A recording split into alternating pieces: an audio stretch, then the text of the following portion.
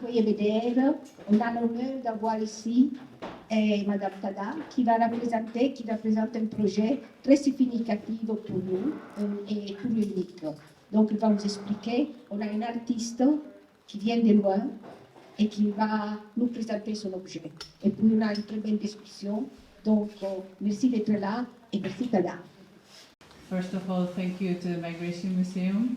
Without you, this meeting wouldn't be possible. Thank you to EUNIC Global and to European Cultural Foundation who gave us the grant that has made possible this event with the financing of the Goethe Institute, the Institut Français and Cervantes Institute, with the support of our colleagues from the EUNIC cluster. Here we have the director of the Austrian Cultural Forum, because this is a European project. I'm here not as a representative of the Spanish embassy, but as the current rotating chair of EUNIC Brussels. It is a cluster that reunites all the European Union National Institutes for Culture.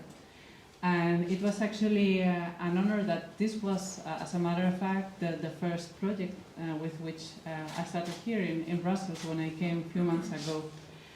And we wanted to keep the commitment that we have with Ukraine alive, because I don't only have to thank the institutions, but also the people.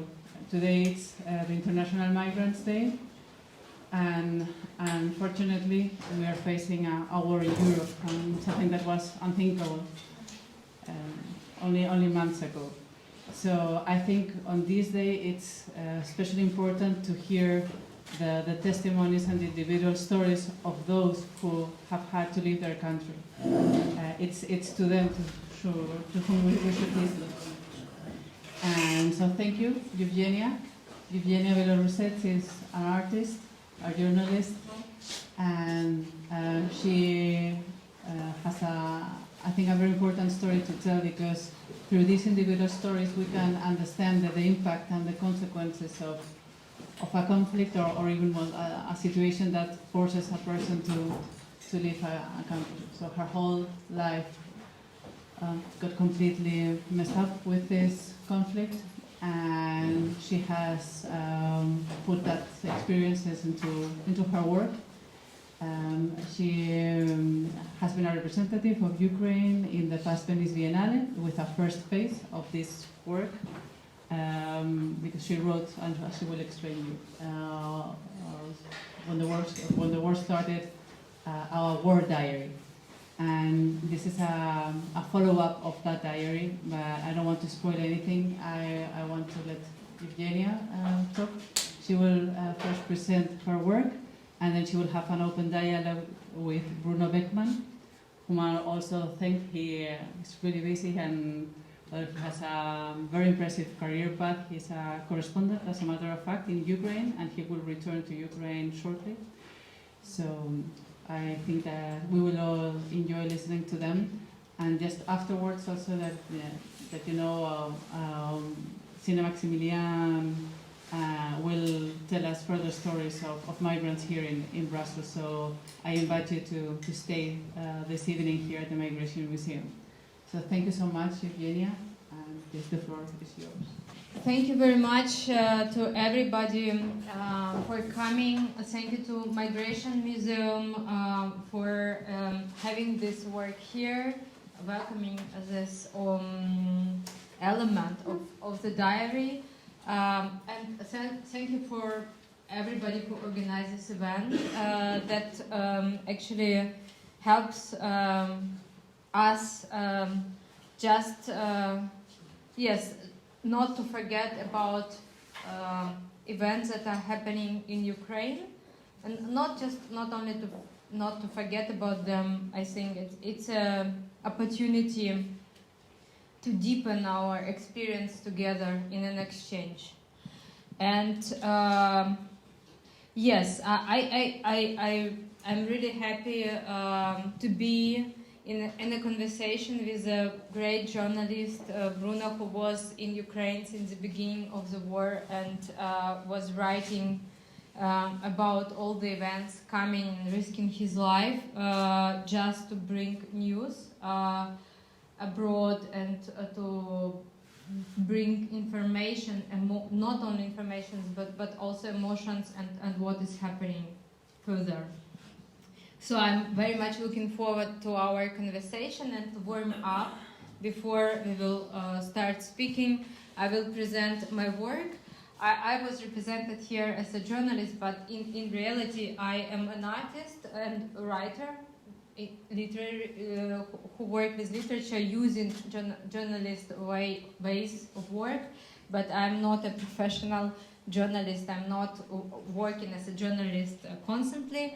There was a part of my life when I was working with big newspapers every day, and it happened during the siege of Kiev, during the time when Kiev was almost in the process to be occupied by Russia. It lasted in this very intense cooperation, lasted from 24th of February till the beginning of April, and then I'm writing again sometimes text for magazines and newspapers, but actually my main work is happening on other fields. So I thought I will just explain what you see here. It's a fragment of a work that started with the beginning of the war. Yes, it's already published in a form of it's published as a book in German, Anfang des Krieges, and there are actually 2 books in English.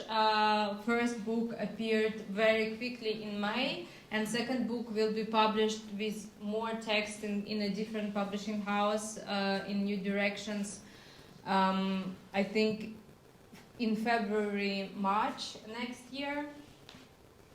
But the diary is also translated in French, and already you can buy it, and I think some other languages.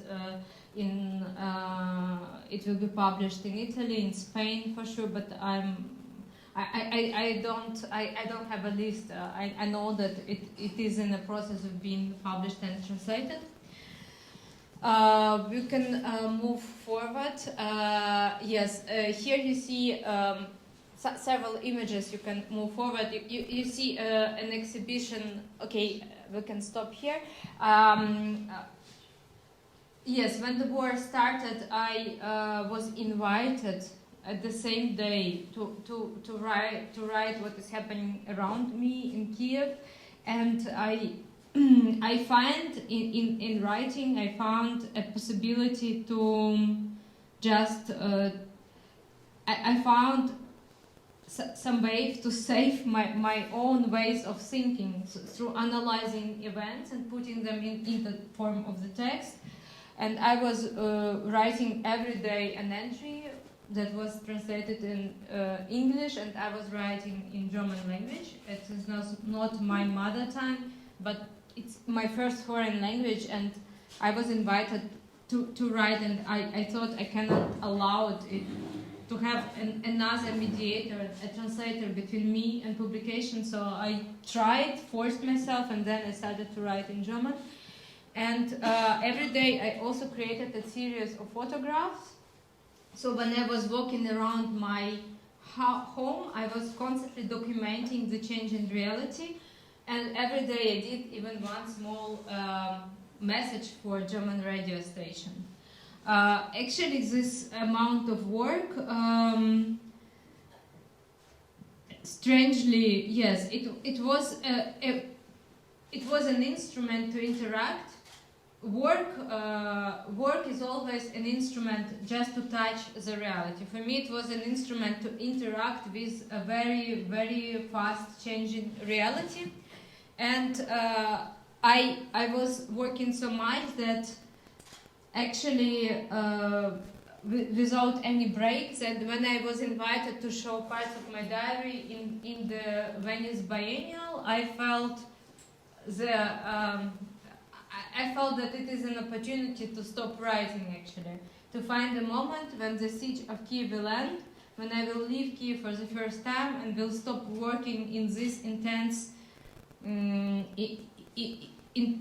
this intense state. Also because I was strangely, as an artist, maybe, and as a very naive person, in the first days of war, I was hoping that war will end very soon, and that every day, my everyday entry will be the last one.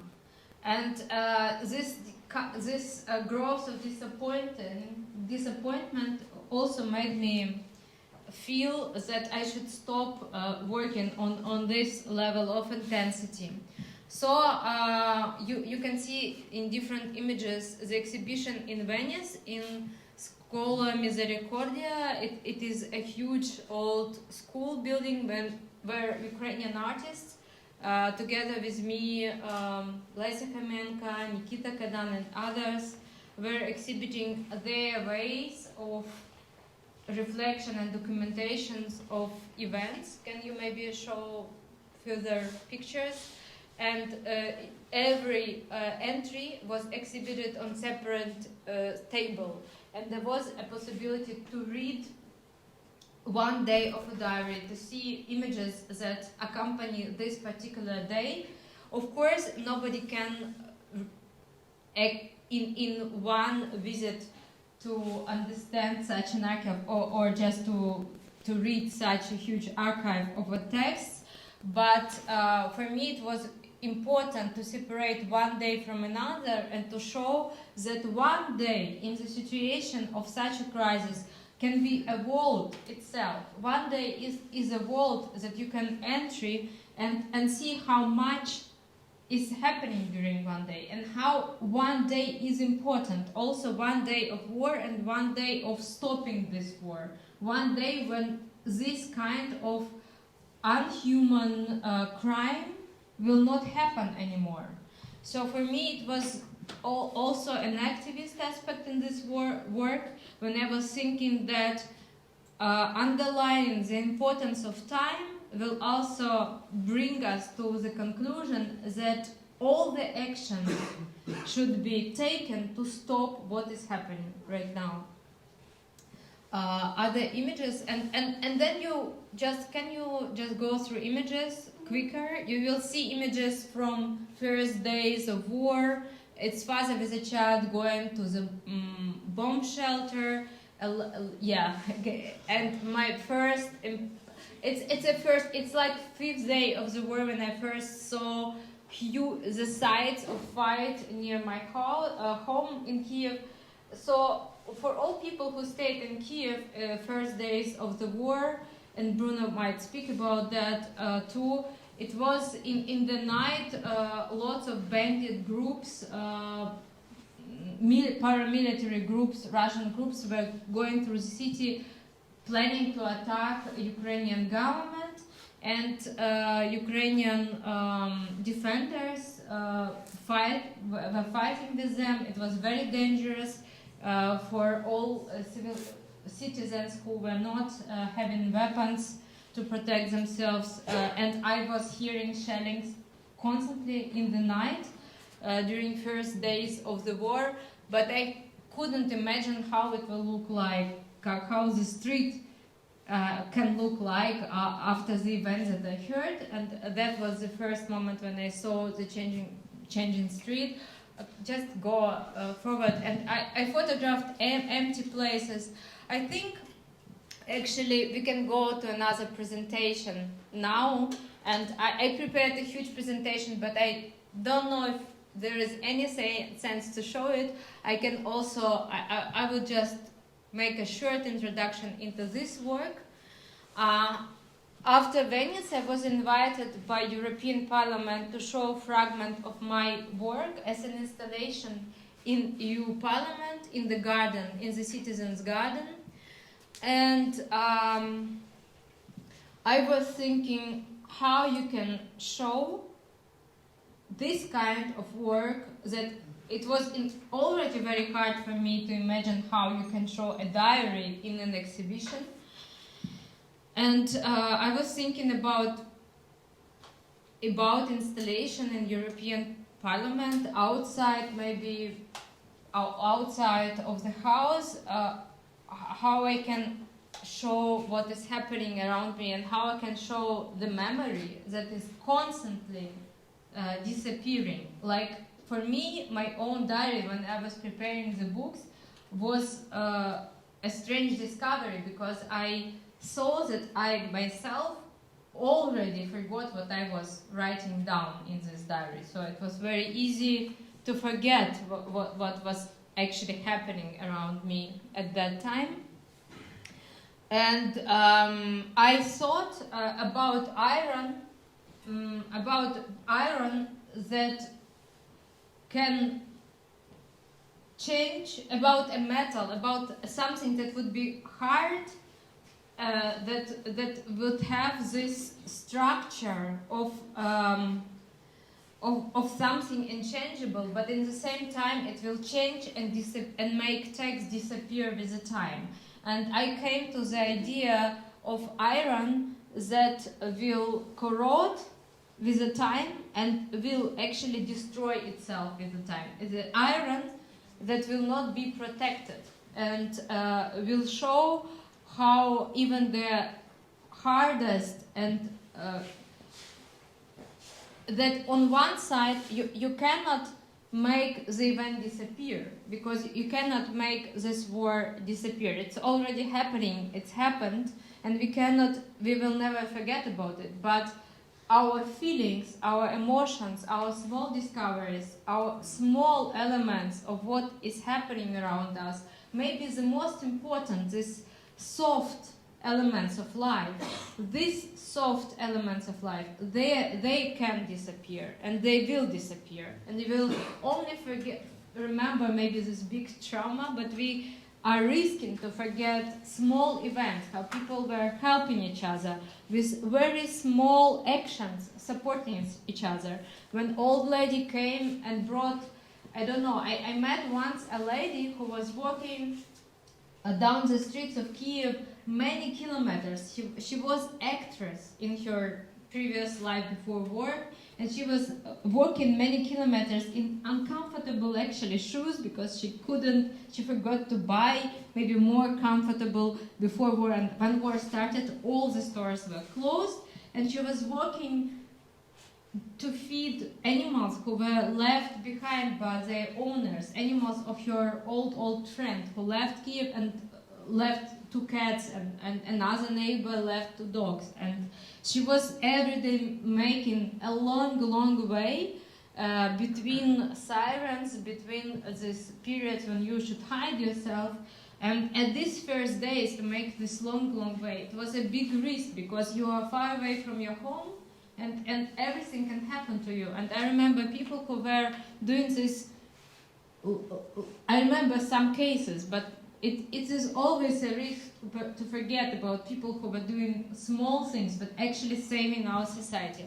So I decided about this material, and then I was again coming to the form of the table as a place where we are meeting each other, but firstly, it was for me a place when I found a moment of concentration and a place when I could reflect on events. And I was also thinking about our everyday life, then as a trigger of a memory that can have the memory on itself.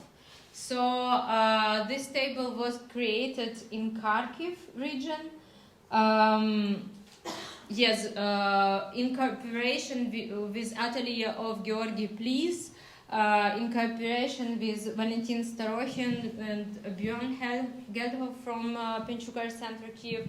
They were supporting the process of production, and then transported here to Brussels. And this is actually a day that I'm describing, but we can pass it by, maybe you will ask questions. It's pieces of metal that I got, and I was experimenting, making them change. And of course, I have to mention also Ulyana Bychenkova and Dana Kosmina, architect and designer. I was speaking with them a lot, deciding what would be the perfect sites. of this table, and the shape is repeating a piece of paper, standard piece of paper actually. This shape. It's just a small element, a process of production and atelier in Kharkiv when it was produced, and then it was brought from Kharkiv Oblast through Kiev to Brussels with a van who was transporting furniture for refugees, for people who left Ukraine but needed to get some of their stuff from their homes. So these cars, private cars, were transporting some furniture, and they took also fragments of this table. Just show all the images. Yes, production, again production, and yeah, sure. It's, yeah. So I think that's it. It's a transportation, and when it arrived in Brussels, it was already changing, but you see the color of the metal was completely different. And yeah, this is when a table all first days in the garden, in Citizens' Garden of EU Parliament. And also you could see in the first days when it was presented, all these stains are actually hands of workers. And you almost can discover hands of Ukrainian workers even now on these tables, like fingerprints. You can find them even now. Okay, and that is one of the pictures of the opening when I visited.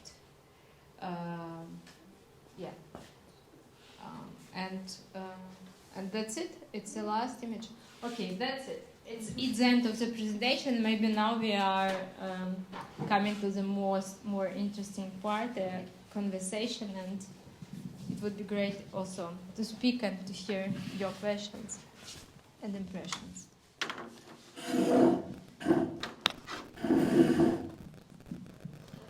Bonjour, salam alaikum. Доброго дня is hello in Ukrainian. Goeiedag. Thank you for coming, and thank you very much to the organizers for inviting me, because I just found out literally half an hour ago that Yevgenia and I were actually living very close to one another when the events broke out. And that is immediately my first question, Yevgenia. Do you remember what your thoughts were on the evening of the 23rd of February, the last evening before the events started?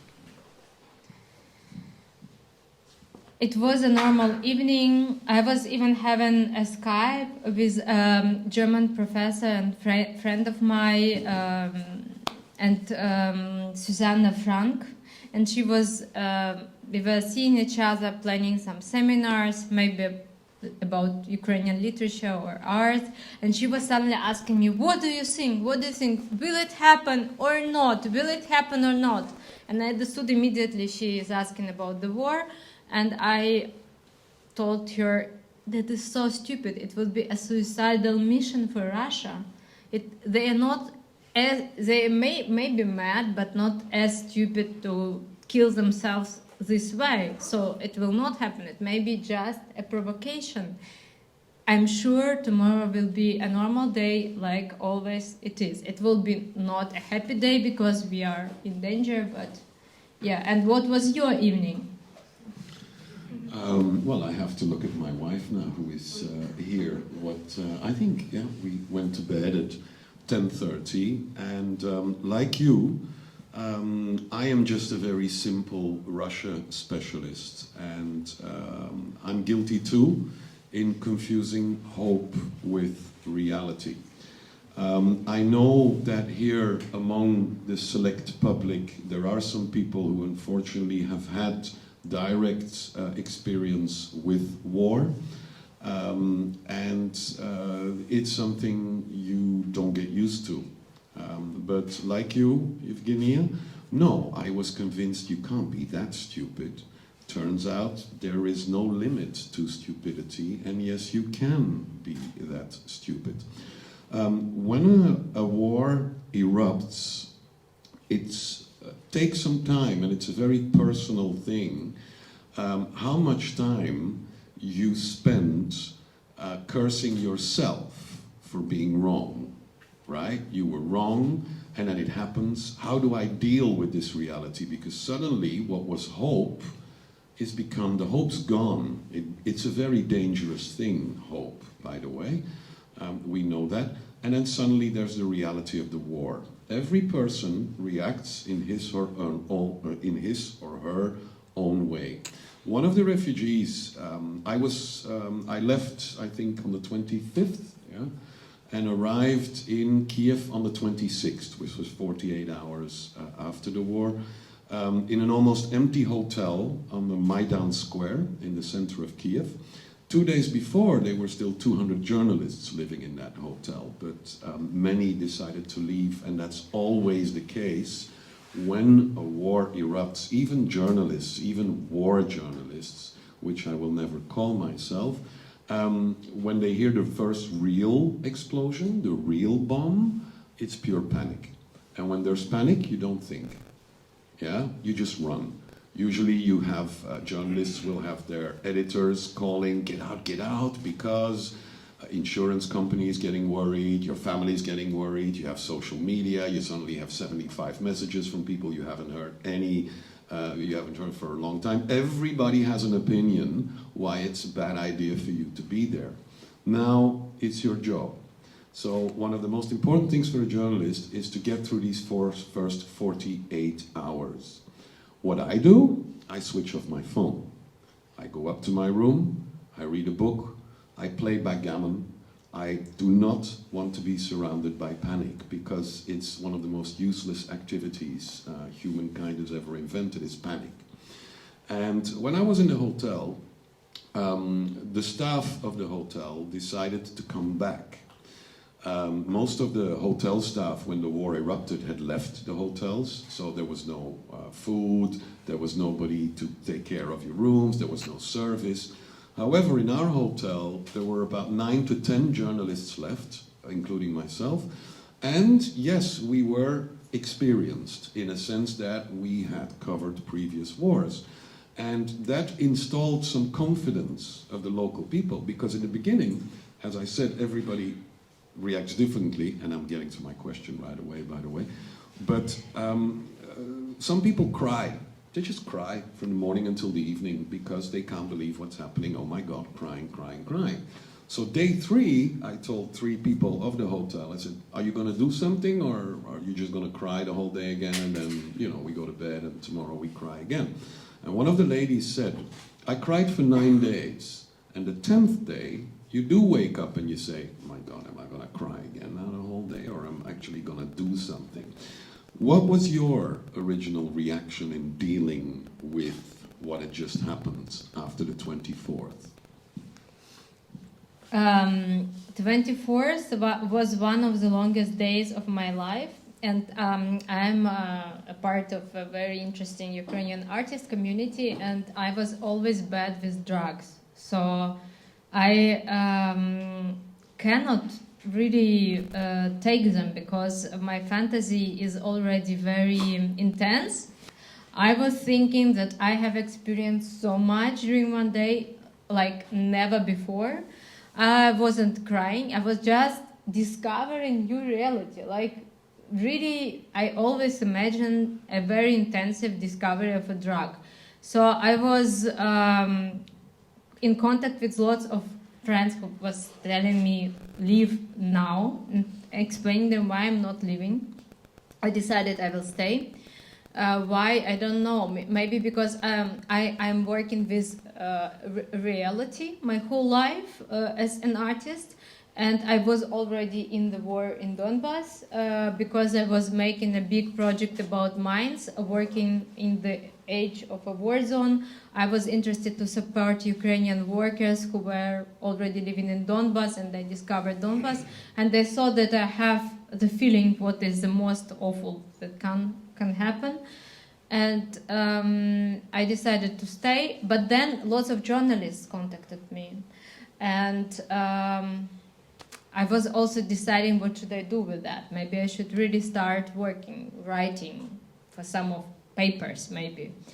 And I said yes to German newspaper Spiegel lately, and then we were looking around. I with my parents, without my parents, I was working. My friend was there too.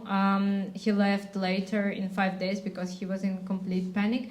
So I was visiting different bomb shelters, looking for a most comfortable one because my parents felt weak and my father was ill. So I was constantly thinking which bomb shelter would be good for us. I visited during first day, I think 5 or 6 in the area, just studying the place, because in the bomb shelter you should stay the whole night long in the first day. If you're already there, you cannot leave, because in the night you cannot walk through streets. You have to stay there.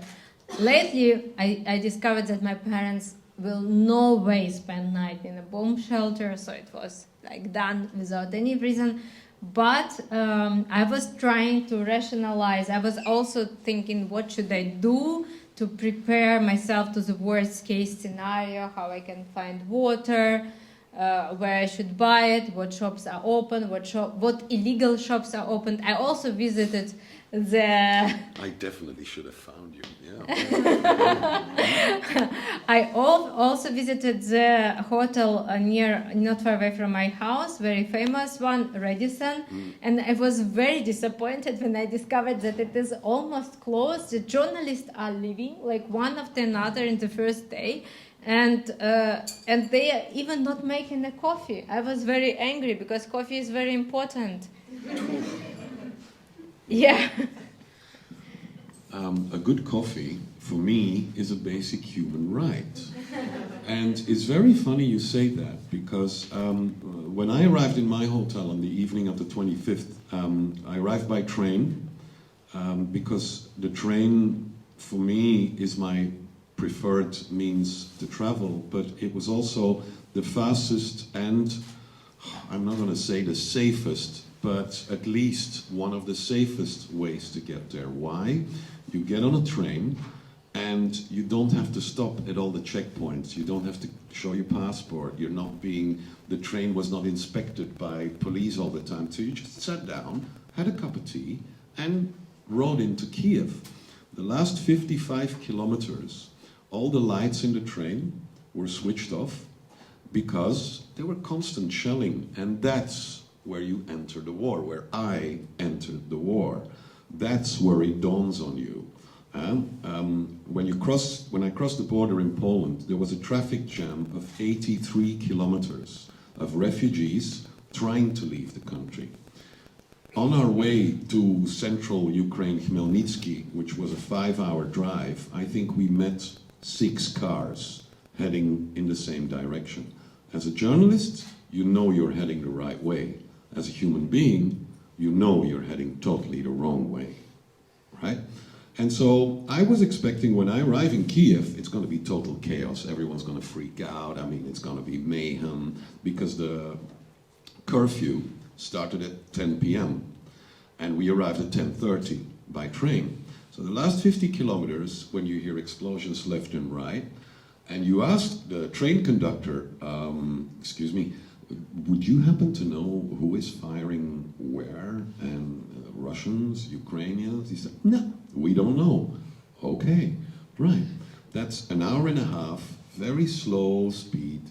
And we arrive at the station where I was waiting. Okay, here's going to be total anarchy. I get out of the train and this volunteer comes to me. Hi, sir. Oh, you're not Ukrainian. Where are you from? Belgium. Well, welcome. Here's a piece of paper. This is the Wi-Fi code of the station. If you want some tea, you have to go to hall number 3. If you want coffee, it's in hall number 2. Welcome to Kiev. That was my arrival, as there's air sirens, explosions. Was a very cool-headed, organized volunteer. And I know then and there, they're going to lose this war. Because to keep such a very disciplined attitude, it just blew me away. Now I come back to the coffee. The next day, I arrive in the hotel, and I am passionate about coffee you wouldn't know, yeah? And so my first question to the hotel manager is like, what's the coffee situation? He said, what kind of question is that? It's a war. How you can be worried about coffee? I said, well, you know, I'm a nice guy, but if I don't have my flat white in the morning, yeah, I'm not such a nice guy. And so I instructed all the remaining 10 correspondents, of which I knew 7 of them. I said, okay, whatever you do, you go, get out to Kiev, whatever you do, and you buy coffee. Because if we don't have coffee, that's very... But this is how organized it was and how disciplined it was, yeah? Of course, realized immediately, yeah, it started.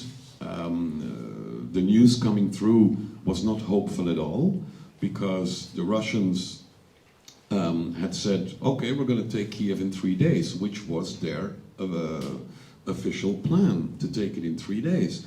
Now, that's when I became hopeful, because I covered the 2 wars in Chechnya in 1994 and 1999, when they said, we're going to take Grozny in 48 hours. So I knew, okay, and back then in 94, it didn't take them 48 hours, it took them 6 years and a half to take it.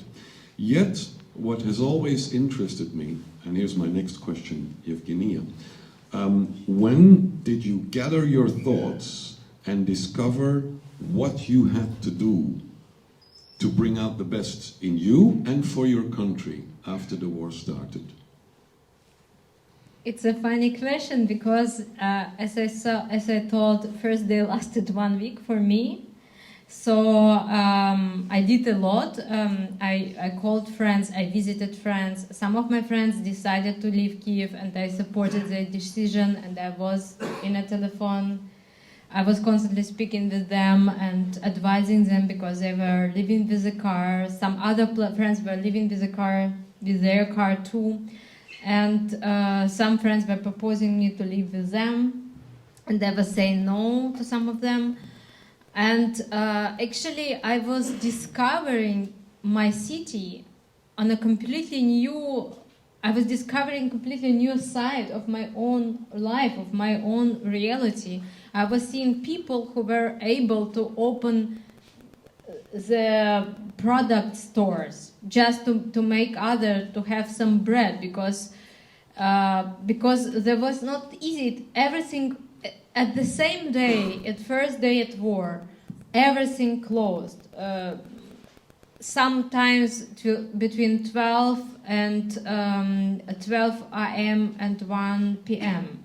So everything was closed in Kiev suddenly, and not just closed like it is closed for a break, but it was closed, or for a weekend, but it was closed with huge zamki, Locks. which use huge locks, and I had a feeling that lots of places were closing like for years, or owners are leaving, and some places reopened for some hours, even at the first day, showing the being ready to be there for people who were staying and to give them something, because people were running around looking for water, buying some products, preparing themselves for, I don't know, blockade of Kiev.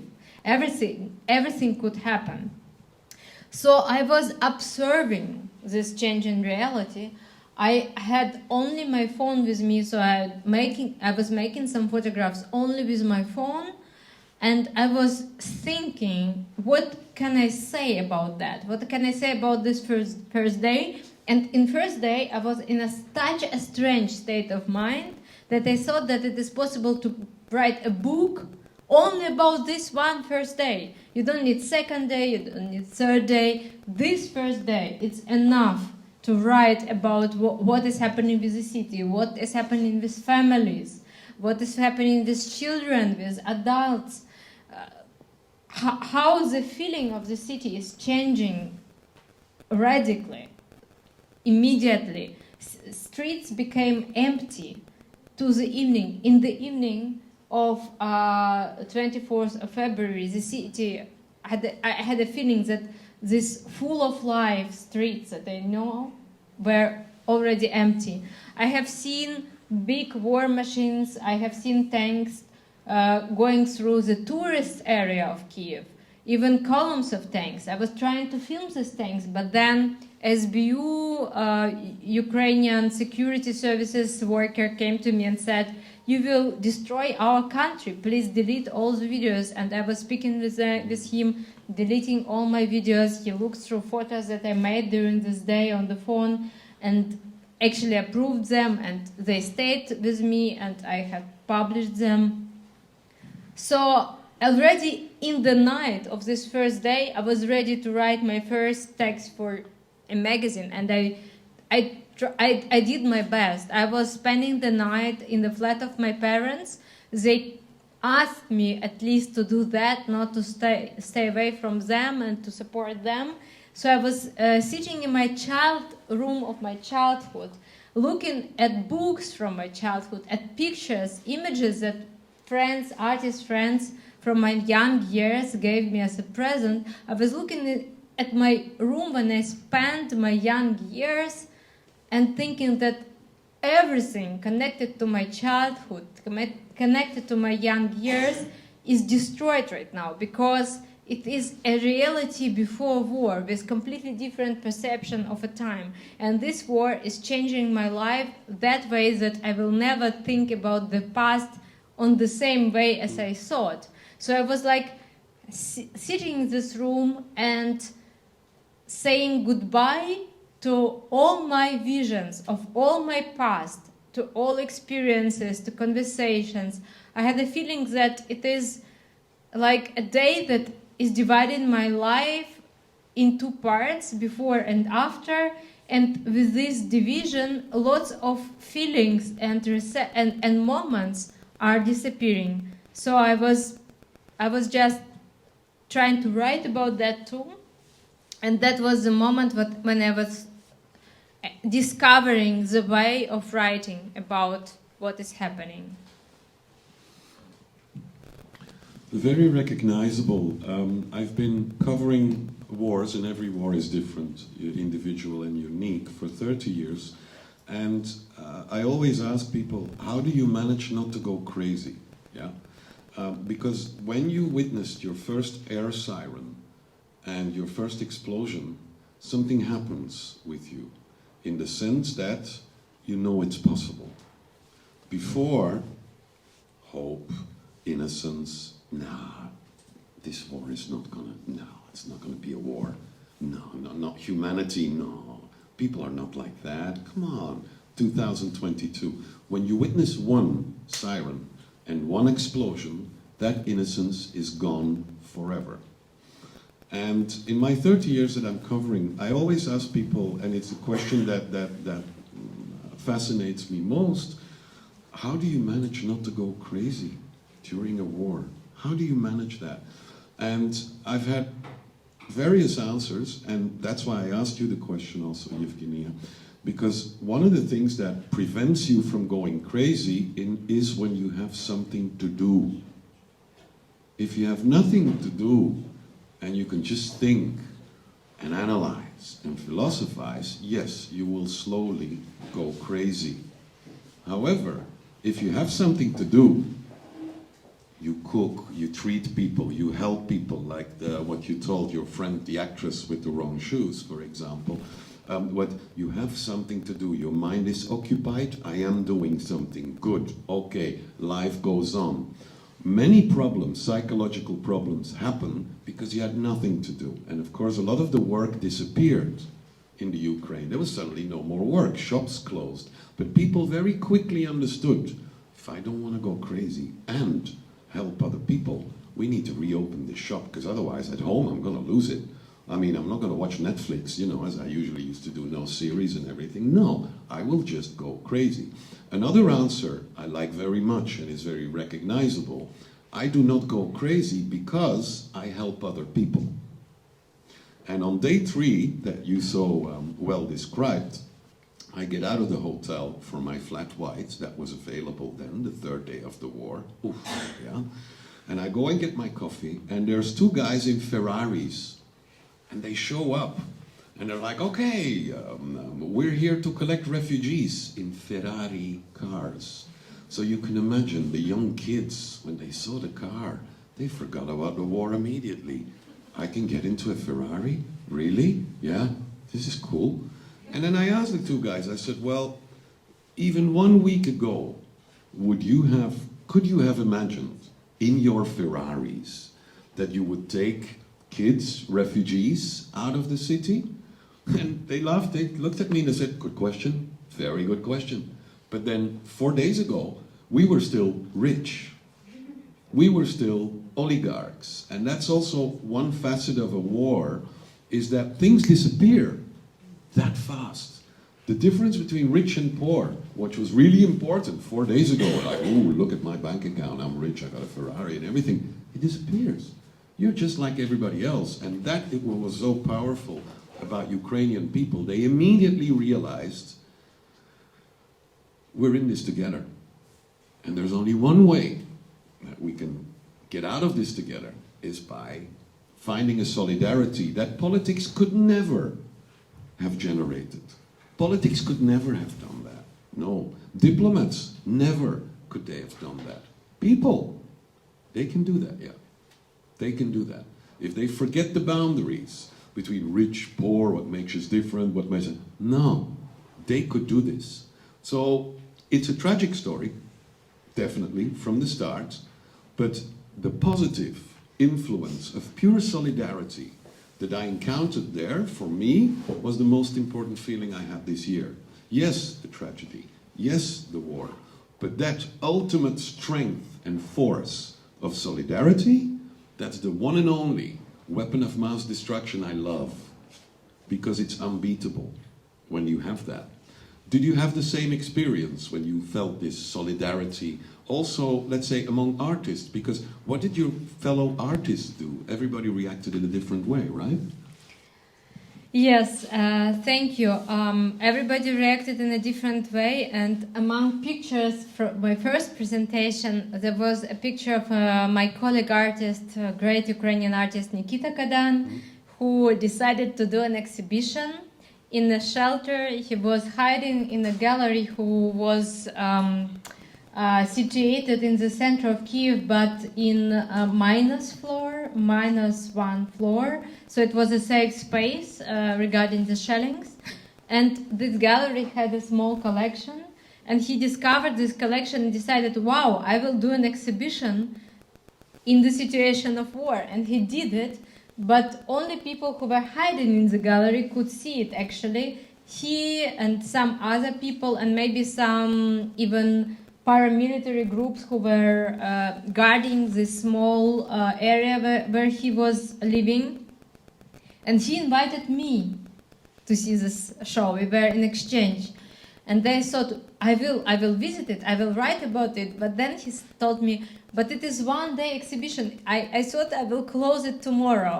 And I understood that I will not maybe visit it tomorrow. And I said, I can visit it only a day after tomorrow. And he said, oh, because of your visit, I will keep it open wide 1 day more. And it was such a huge compliment for me, because I like his work, I like his curatorial thinking, and I was thinking, what an honor. An exhibition will last 1 day longer because I will visit it.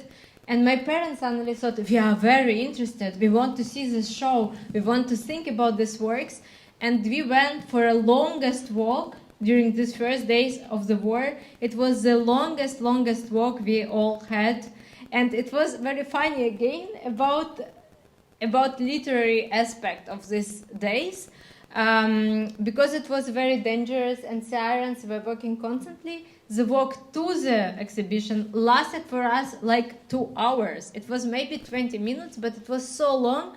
But the walk back, it was very quickly. It was like one jump. It's again for all three of us. So it's a really time where perception is different. So of course, I have seen lots of cases where people were helping each other. People were helping each other on the streets, in the supermarkets. lots of people were coming in the supermarkets with extra money, and when they would see an older elderly person who was struggling with buying stuff, they were always asking, can we buy something for you? I have seen lots of scenes like that, and maybe did it by myself too.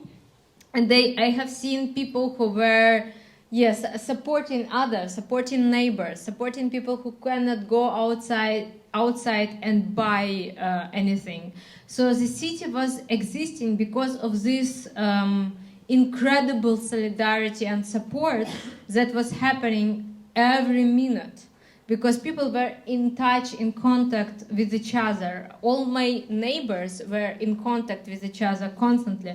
And one neighbor in my house was a medicine doctor, and he could he went to his hospital, which was closed at that moment. He took a really professional bag with all first aid possible, and created first aid help for huge bomb shelter where he was spending nights, and established every day. He was spending there every day many hours during the day and during the night, just to be there for people who felt ill, and he gave all possible consultations for free. So lots of people found themselves in this situation. They stayed in Kyiv, but not just to be there, but to support others. And through this solidarity, through this support, I think city survived. Again, our reality collides, because in the hotel where we were staying on day 3, we had invited some young journalists. You see, in Ukraine, every journalist, and definitely not by choice, became a war correspondent on the 23rd or 24th of February, after the 24th of February. Now, of course, they didn't have the experience. There were people working for nature publications, for a fishing magazine, for example, and suddenly that person was writing about 2,000 dead fish that had originated because of a bomb next to the river. How do I deal with this? So we invited young journalists into the hotel and then told them, try and tell them in an hour or two in a course about the do's and don'ts if you're a war journalist. We also arranged to order flak jackets, bulletproof jackets for correspondents there. And it was just one big solidarity movement. Let's just keep this going. So it lasted 24, 48 hours for most journalists. I can confirm that they just didn't know what to do, but then immediately they took the bull by the horns, because they wanted to be, they didn't want to be war journalists, no, not at all. But the solidarity, I have never seen such a solidarity in my life. Except, yeah, no, I have. I mean, I've seen that the same in Iraq. I've seen that in Kosovo. I've seen that in Syria. I've seen that how just regular people get together, and that is the strength of a nation, together with the army. And immediately there we were thinking, Yevgenia, whoa, if the same solidarity and strength is happening in the Ukrainian army, well, the Russians are in trouble. Thankfully, we've been proven right there. But another thing I wanted to ask you, me myself, for example, when you report on great tragedies and miseries, you wear a flak jacket as it is, but you also wear a flak jacket around your emotions. You try not to be too emotional about it, because our task is to give objective information to you so you can form your opinion. I never write about my own opinion, I just give the facts. Like one of my big examples, Martha Gellhorn, Ernest Hemingway's ex-wife, who only used to write about facts, facts, facts, facts, facts. Okay, so you ask Bruno, so you're never touched, you're always this cool? No, I am touched by art, which is very strange. You see the human misery, you see it right there, but you protect yourself against being too involved. But I remember coming back from Bucha, which for me was the big game changer in this war, was Bucha, because the cruelty there, well, is something that we hoped we had left behind, but no, we have not.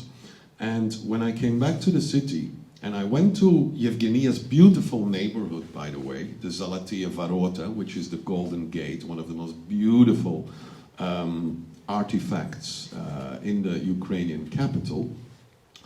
And I heard a musician, one of the musicians, and I'm sure you know them, the bagpiper, and he was playing a very emotional song.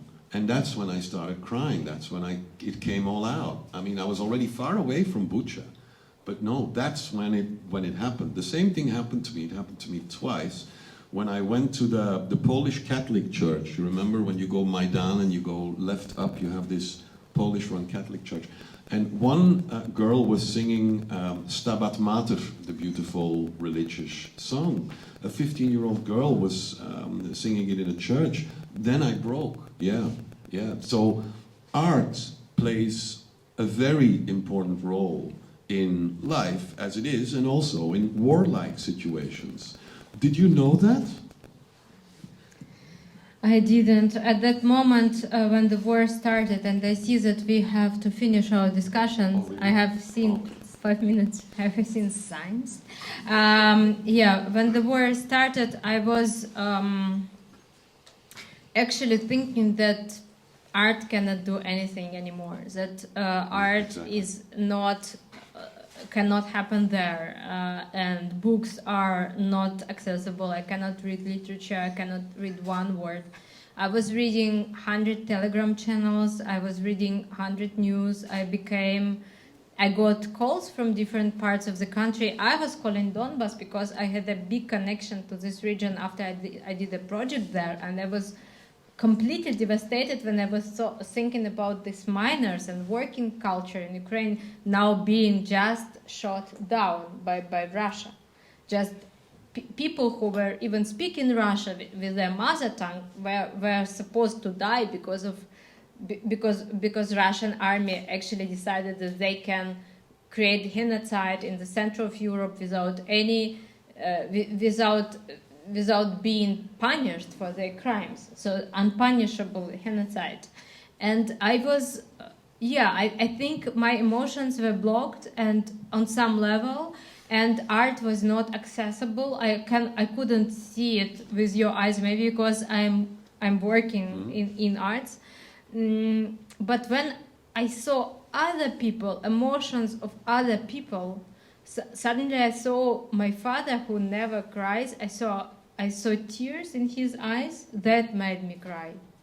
I couldn't stop when I saw that, and he was crying when he read one news. He read a news that in Donbass, in this area, when he never was in that area, a Russian tank shot down with artillery fire practically a house for elderly people where they were living in their last years, and they were killed. All people were killed, and he cried. And when I saw it, I couldn't cry because of this news, because maybe everything was blocked. When I have seen that he is crying, I suddenly got this news and cried by myself.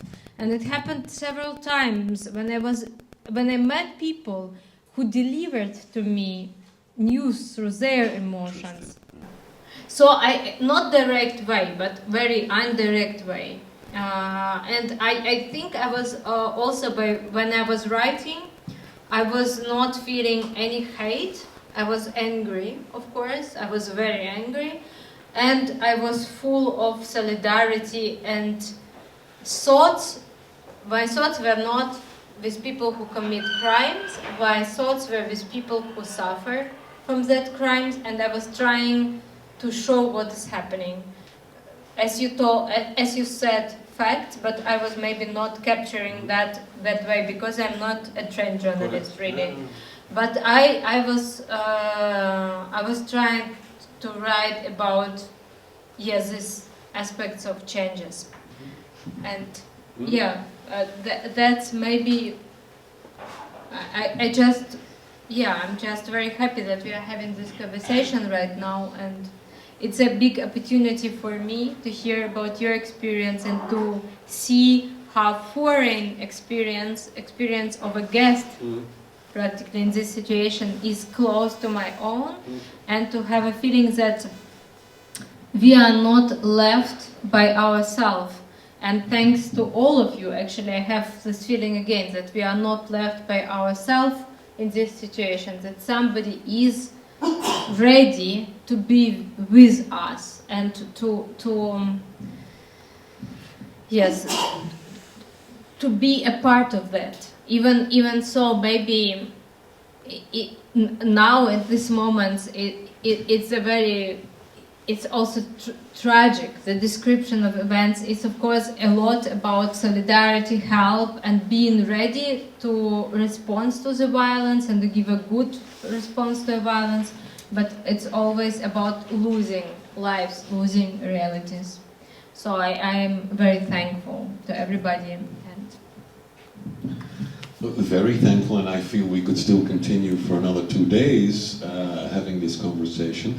But let's first give the floor to our wonderful public here for questions, if we still have time, yes or no? 5 minutes. 5 minutes, let's try and take 7, shall we? Questions? I have one. Please. No, it's okay. Good. My voice is high. Okay. First, thank you so much to share with us your act, and I'm supporting you a lot, and I appreciate all your work.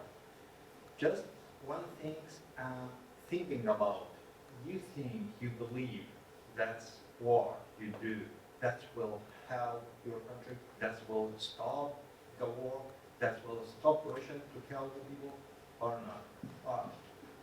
How much believe that?